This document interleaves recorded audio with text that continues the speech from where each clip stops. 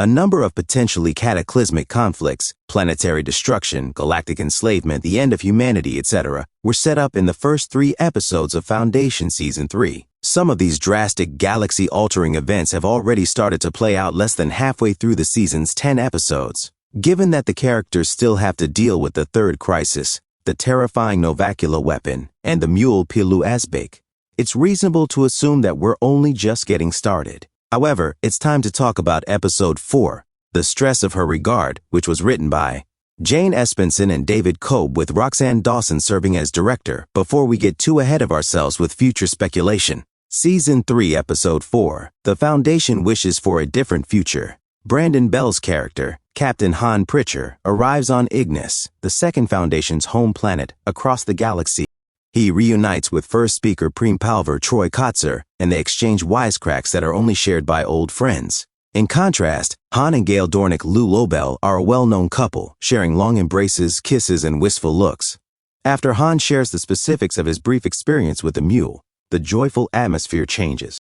Aside from their adversary removing Gaul's name from his head as effortlessly as reading a book, Han was able to repel the mule's mental invasion. But their satisfaction is short-lived. Wandering out of bed and into the Cyrosleep area, Han is suffering from insomnia.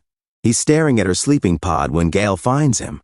Wistfully, Han recalls how he fell in love with her as they embrace, and he wants to build a meaningful life with her, rather than cherishing the few stolen moments she has left while she's Foundation Season 3, Episode 4, Brother Dave faces his ancestor on New Terminus, Foundation Ambassador Quint.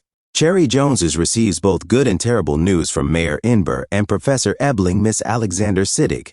The positive, Ebling believes a double eclipse is coming up, which is when the vault will open. The bad comes in 2 parts. Han's new recruits, Beta Malo Sinov Carlson and Torrin Cody Fern, are fugitives, and their relationship will reflect poorly on Foundation.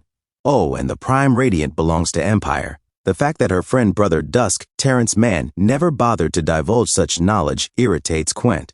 Quint denies any connection to the Mallows during a formal meeting in the throne room with Dusk and Demerzel. She brings up the Radiant after completing those diplomatic acrobatics, silently pleading with Dusk to tell the truth to her for their mutual benefit.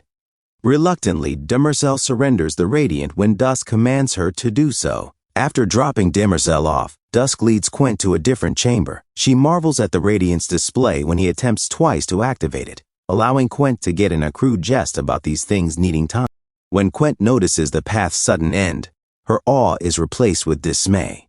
With a loving look on his face, Dusk puts his cheek to hers to reassure her.